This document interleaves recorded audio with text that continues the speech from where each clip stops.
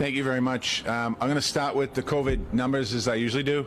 The state numbers as of yesterday were new confirmed cases 1,967, bringing the total cases of Massachusetts from the beginning 184,511 cases. There were 11 new deaths reported yesterday, bringing the total number of people who passed away in the Commonwealth to 10,110. Yesterday's number in Boston, we had a pretty high number, 293 cases, new confirmed cases, bringing our total in Boston to 24,159. We had 4 deaths in Boston since Friday, bringing our total to 888. I'd like to just keep the people that are sick and suffering with COVID-19 in our thoughts and prayers, and the families that lost loved ones, we're thinking of you and praying for you as well. Our testing data for the week ending November 12th, an average of 2,340 new Boston residents got tested each day in the city. That average of a daily positive test went up to 224 as well in that timeline. The result was a positive test rate among unique individuals of 9.6% on our existing metrics. 7 neighborhoods had positive rates over 10% of COVID. East Boston, Dorchester, Hyde Park saw the highest increases in those rates.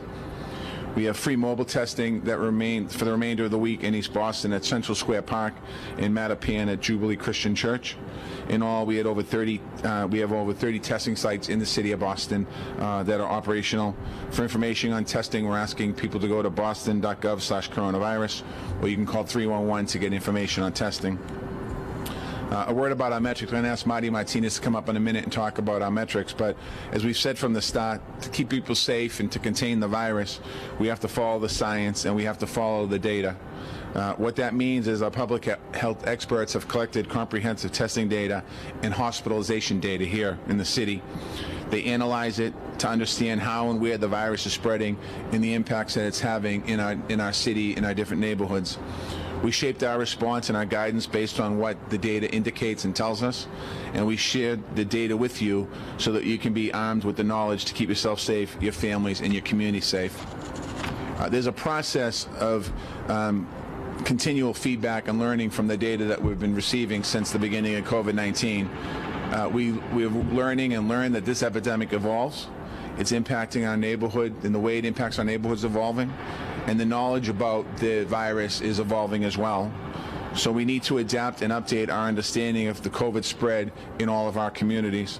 As I mentioned last week, our public health experts have been digging deep into the data to look at what the trends and what we're seeing here are. They have updated our metrics, and starting this week, we're going to be publishing a total of 6 key measures to provide essential information about test results and hospital usage.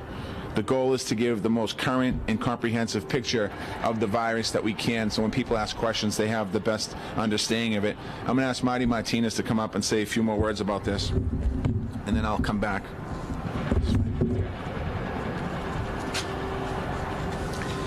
Thank you, Mayor.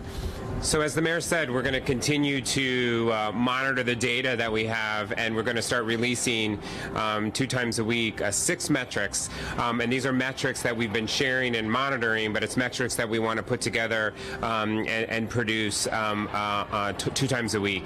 So those metrics include the average number of daily cases that we're seeing, the community level positivity, which we'll talk about in just a second, the number of tests that we're performing on average daily, and then 3 metrics related to hospitals and their capacity, and that's going to be information related to ICU capacity here in the city of Boston and what percentage of non-surge beds are occupied, the overall number of beds available, whether it's medical beds or ICU beds across the Boston system, and the percentage of those beds available, and then last but not least, the average number of folks visiting the emergency room with COVID-like symptoms confirmed to either have COVID or have come in being presumed to have COVID as well, so we can monitor that. The hospital capacity metrics are all about making sure we can take care of those who need the most care and support,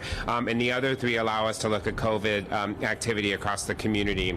The one thing I'll share with you about positivity is we are going to introduce a new adjusted metric around positivity, which is looking at community level recent positivity.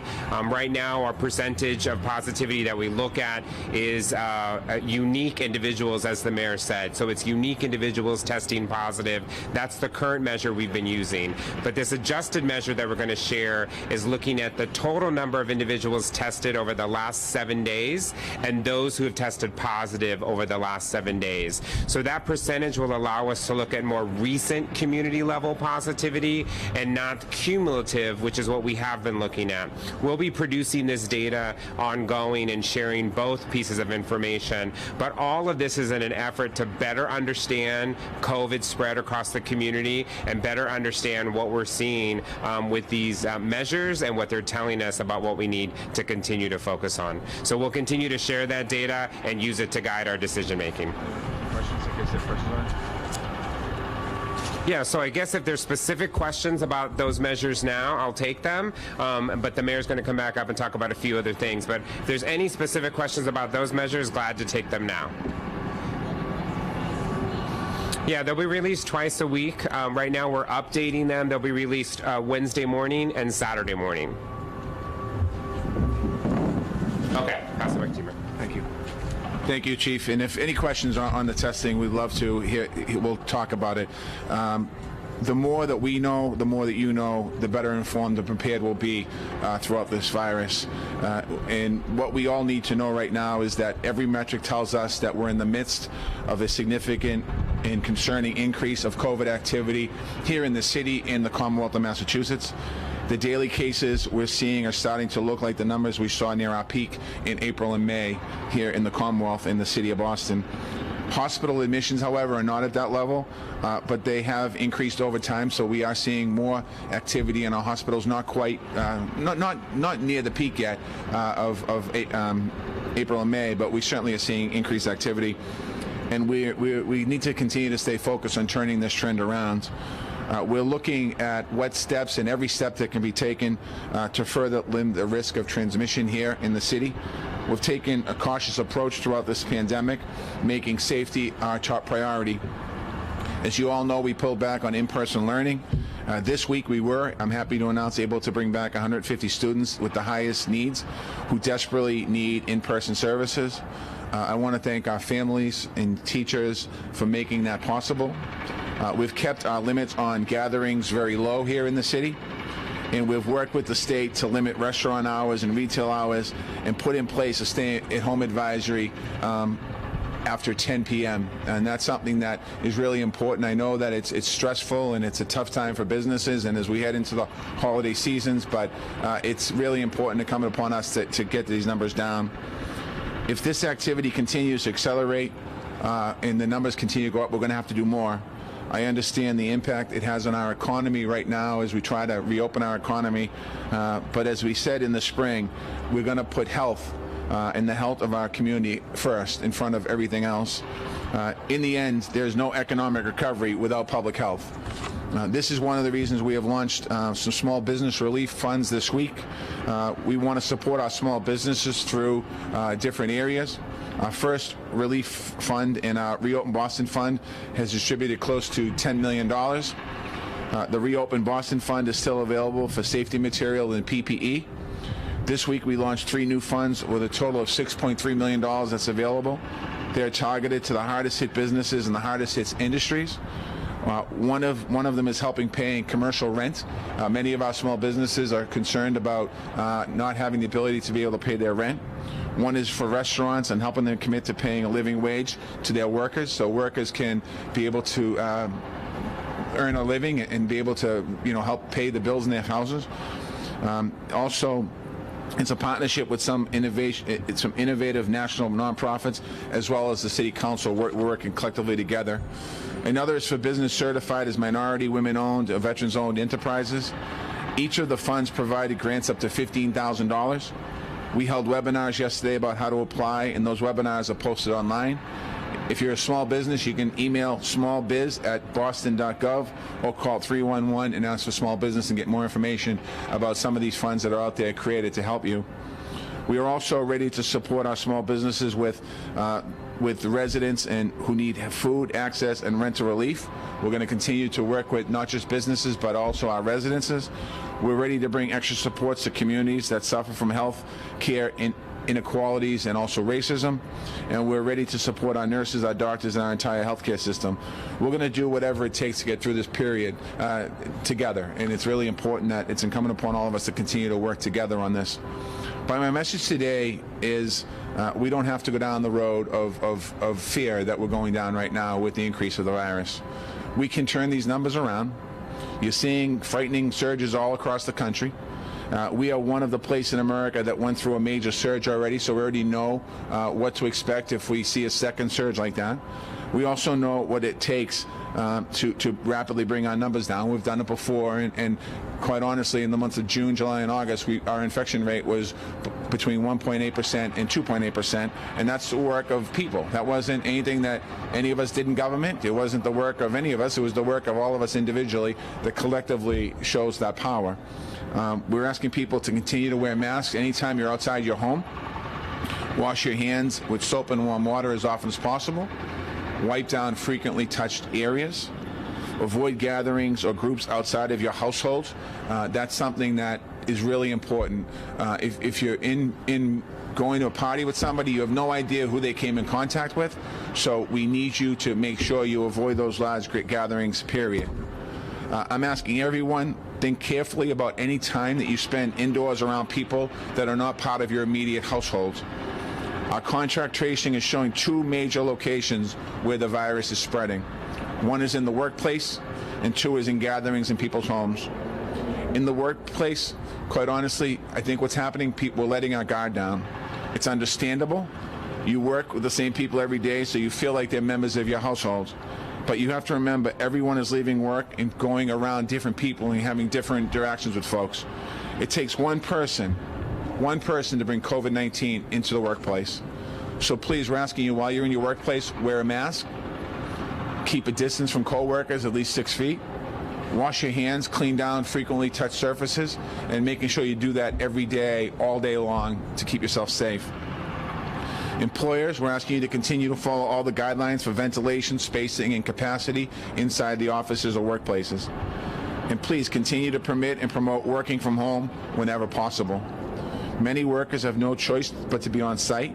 Our nurses, our grocery and store workers, our cleaning staff, our first responders. But many employers do have a choice to make and allow people to work from home if possible. I'm asking everyone who can to recommit to that as a priority to help us get through the winter safely. Another big area of transmission is private gatherings. With the holidays coming up, this is something we should all be thinking about all of the time. We have the guidance we'd like you to follow for Thanksgiving. We're asking you to spend Thanksgiving in person with only your current household. I know it's tough not to have those extended family traditions, especially with all that we've been through this year in particular, but they present a big risk factor. If everyone does it, the odds of having outbreaks go up dramatically if you gather with other people. Please make those connections virtually if you can. Remember, gratitude is what's important on Thanksgiving. If you feel you must be with your family, we're asking you to keep it to a small, limited number of guests. In Boston, our indoor gathering should be 10 people or fewer. There are no exceptions to this rule. Everyone should wear a mask when they're not eating or drinking, and everyone should stay 6 feet apart as possible. Look at how much space you have, how many people you can safely maintain distancing in your home. Look at your ventilation and open windows if needed. Consider spending some time outdoors, weather permitted, obviously. And throughout the day, clean and disinfect surfaces that are touched between whether it's courses of dinner or just as people walk in and out of rooms. You should be doing it all day long. If you're not feeling well, if you have a cold or if you think you have a cold, you should not be gathering around anyone at all. And if somebody in the home you're going to is not feeling well, you shouldn't be going around that person either. It's really important that we take care of our people. I know during the holidays, we often spend time with parents and grandparents and older folks, and those folks are the most vulnerable, so we have to be very careful for them as well. We have a range of guidelines of how to serve food and safely that you can check out on boston.gov/coronavirus. And if you travel out of state, We're asking you to follow the state guidelines on quarantine and testing when you return. In fact, everyone should get tested before Thanksgiving and after Thanksgiving if you're traveling, or if you can do it regardless, but if you're traveling, we'd like you to do that. Holidays are especially high risk for college students who don't live at home. Normally, many students travel to their hometown for Thanksgiving and then return to campus for the rest of the semester. We have asked college and students not to do that this year. If you go home for Thanksgiving, you should not be returning to Boston this semester. You should do the rest of your learning remotely. I want to thank Emerson College and Suffolk University for simplifying the issue. They're going fully remote for Thanksgiving. I want to thank Boston University and Harvard for letting their students know they should not return in person if they go home for Thanksgiving. And I want to thank all the college universities who are taking some of the versions of this approach as we move forward. I'm asking all colleges and all universities to take similar steps. We need you to help us contain the virus at this critical time. I want to close by addressing the king tide coastal flooding we saw again yesterday.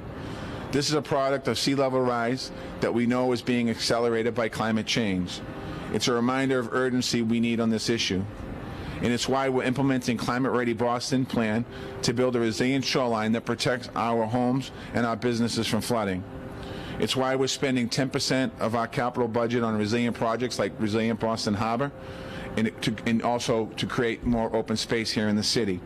It's why we have a goal of being 100% carbon neutral as a city by the year 2050, and it's a roadmap to get there. That's the goal. Requires investing in public transit in the way it's important for us to invest in public transit, not by making cuts to the MBTA. This afternoon at 2 o'clock, I'll be leading a discussion with the U.S. climate mayors. It's a national coalition of 450 cities who never wavered in our commitment to the Paris Agreement or protecting our residents all across America from climate change. I'm honored and I'm grateful to have been named the new chair of this organization. Today we're going to talk about climate action that will help our country recover from the COVID-19 pandemic. We face considerable challenges, but we have more reasons to be of hope and optimism right now than we've had in a long time. We have an opportunity moving forward with a partner in Washington that works with us, that believes in science. And I'll continue to take action in Boston while advocating on federal progress. In Boston, we continue to fight for our safety today, which will lead for a better tomorrow. With that, I'll open up for questions on anything. It sounds like we're going to have some potential spread just because of Thanksgiving in general. Any discussion on what to do after to try to slow it down? And then just the follow-up question would be, when you look at the new metrics, what's the best key takeaway? Yeah, two questions. One is with the assumption, we know Thanksgiving's coming. With Thanksgiving coming, there could be an assumption that we're going to see a spread, and what's the plan for afterwards? That's a great question. We have 9 days before Thanksgiving. We don't have to consider a spread after Thanksgiving. We have the ability right now within our own power to really look at not having that spread. As I said the other day when I was on a TV show, it's within our own ability to get these numbers down. We have to do everything we can. As I said, I don't want to be standing in front of this podium in 3 weeks from now shutting down restaurants and retail shops and businesses and sports and schools and everything that we've done. We've worked hard as a society to get to this point in the virus to be able to start to reopen society. We don't want to go backwards. Lots of people are calling me about restaurants. The restaurants, closing the restaurants down at 9:30, 10 o'clock, they don't get that third table turnover. If the numbers continue to go up, there won't be any tables to serve. So really, it's incumbent upon all of us, and I'm going to do it. I think I have 3 or 4 press conferences before Thanksgiving. I'm going to continue to remind people. And the people watching, I need you to talk to your family and friends. I need you to spread the word. This is really important for us as we move forward. The other piece on the metric, what are the key metrics we're going to be looking at? I'll address that, and then if Marty wants to jump in if I miss something. I think really for me personally, it's not so much about the infection rate, it's about the daily cases. It's about looking at these cases. 224 daily cases over the last 5 days, those numbers are concerning to me. Watching the hospitalization rate as well is something that's really important to me. The percentage is important as well because that tells us where we are in the virus. But looking at the daily numbers going up, think about this, during the summer, we were averaging 10 to 15 cases per day. We're averaging 224 cases per day today here in the city of Boston. That's a significant increase. Hospitalization, we pretty much had almost zero coronavirus patients in the hospital during the summer. We might have had a couple. We're seeing more and more people use the emergency room now. So those are the metrics that we're going to be watching. Mayor, how bad does it have to get before you put more restrictions in place? And would you, as the mayor of Boston, consider something like what Philadelphia officials are doing, where they're doing restrictions like shutting down indoor dining before the rest of the state? Yeah, I talked to the mayor. I talked to Mayor Kenny over the weekend. He actually was talking to me about the virus. We talked about the virus. We talked about climate mayors, but he was telling me the restrictions they were putting in place, and he asked me what we're doing here, and I told him we did the curfew statewide from 10 p.m. to 5 a.m. He said that his virus, the virus in Philly, a lot of it is spreading in the restaurants, and that he had to take these drastic measures because the virus is spiraling in Pennsylvania right now, in Philadelphia. If need be, we will take that action here in Boston. There's no question about it. I don't believe we have to take that action today, but as we said, we monitor this information very closely. If just the last 15 days in Boston, in these press conferences, we went from an average of 121 cases per day to an average of 125 cases per day the next 5-day cycle to 224 cases per day in these last 5 days. That's 3 weeks. That's almost 100% increase. So we have to watch those numbers very closely as we move forward here. How bad does it have to get? We don't have. I'm not going to give a number. I'm not looking to project where we have to get it. We look at a whole bunch of different metrics. If you want to.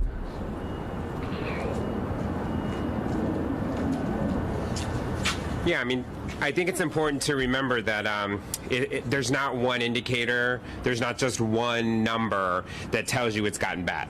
It's all of these pieces about COVID activity, it's about hospital capacity, it's really about can we live with COVID, and can we do it in a way that hopefully we can still take care of those who are most severely impacted, and that we can test folks and contain it through our efforts, through all of our public health efforts, and wear facial coverings and do the work that we can do as individuals. So I think it's really what's the collective set of measures, which is what we're starting to share, and how can we make sure we can live with COVID safely as we're all looking towards a vaccine to help us to be able to sort of do away with COVID in some way if we can. So I think it's really important that we don't think of just one, but it's all of them together.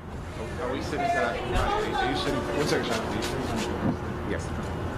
Just real quickly on the metrics. Later on today, the health Marty and the team are sitting down with all of you and different reporters to talk about the metrics and what it means. So you'll have more information to be able to report on your newscast tonight. So he's going to go through it step by step. With all the press has been invited. So once he gets through that, you'll get a better understanding of the metrics. Sean, I'll come back. In terms of enforcement for Thanksgiving and that sort of thing, you don't stick to your 10-person rule. What's the penalty here? I mean, we heard about a party in Cohasset where people were fined $500. Is that happening in Boston? Yeah, we've worked with. The question is, what's the enforcement on people not paying attention to or not following the guidelines that are recommended? Our inspectional service department has come up with some ways of enforcing this. And what's going to happen is, unfortunately, and we don't want to do this, but as the holidays go on, people are going to call 911. Police are going to show up if they get called to a scene, and they're going to be notifying inspectional service that are going to come out and be finding landlords and tenants. Quite honestly, if this gets to the point where we have to do that, I mean, we don't want to do that. I mean, that's the last thing I want to do on Thanksgiving.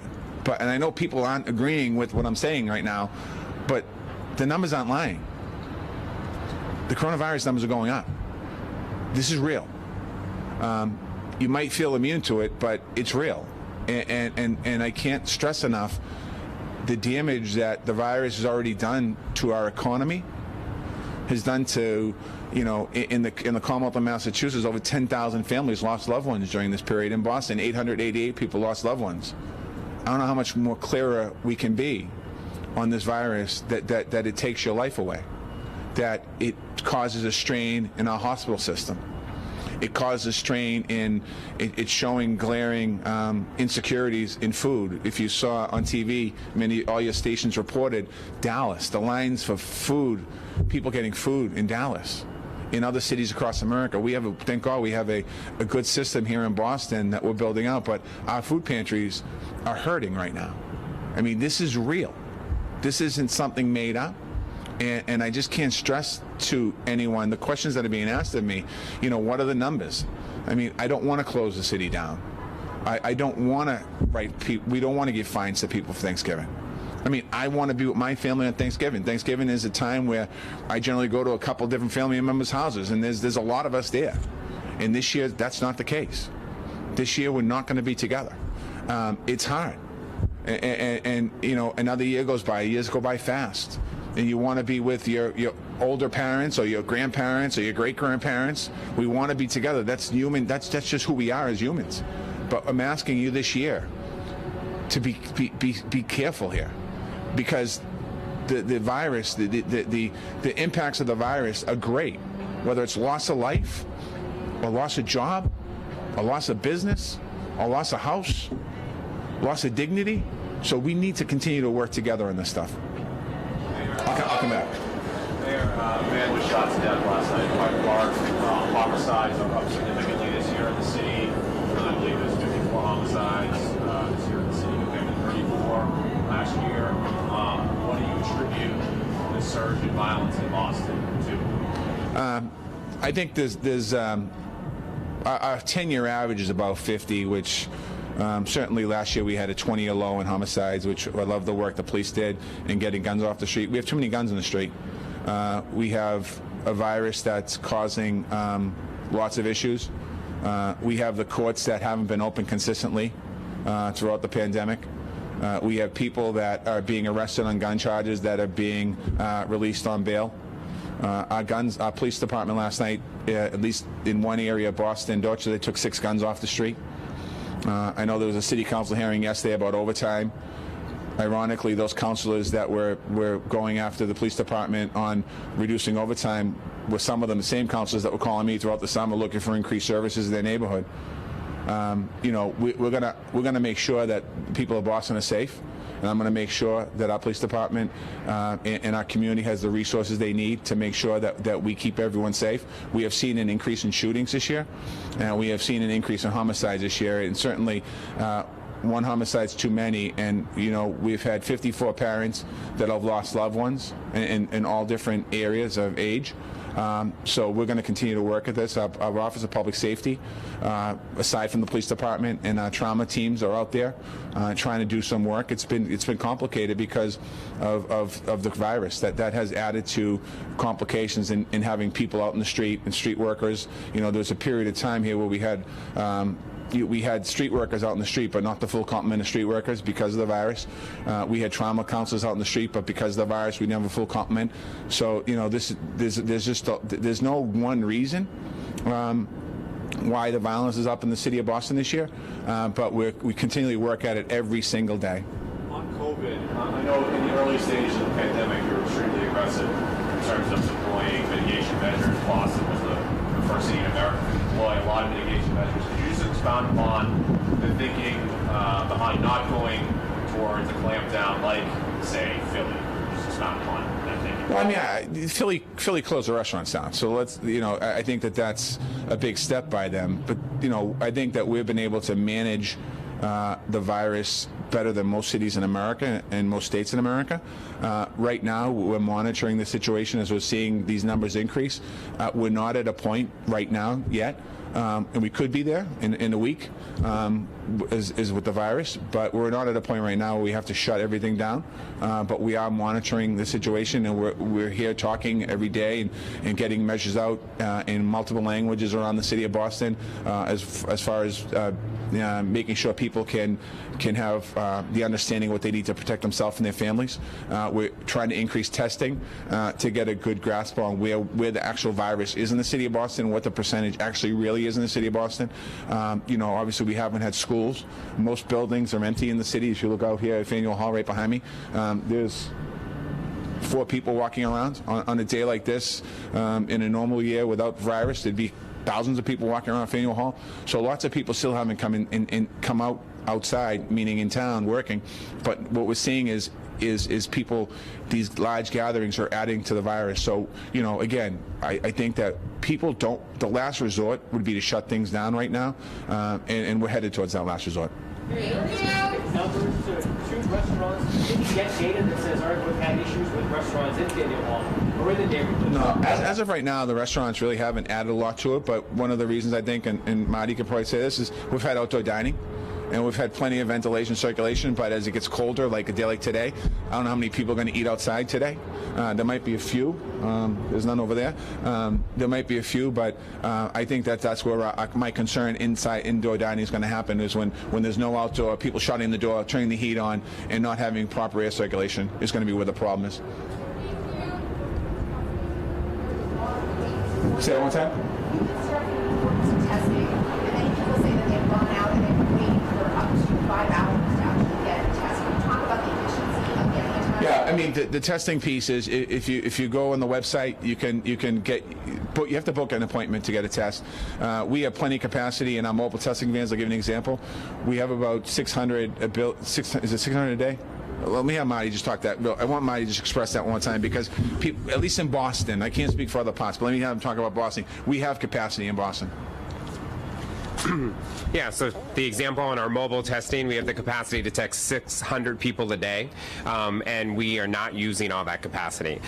So there's no question that in terms of delay, sometimes people want to show up and get tested without any kind of appointment or anything like that. It is a challenge for our first responders and healthcare professionals need sort of that process. So if you make an appointment and get tested same day, it's possible, not only through our mobile, but through our health centers and all the testing that's there. So the point is there's a lot of capacity for people to get tested, and we want people to get tested at any of these sites so we can make sure to track and trace what's happening.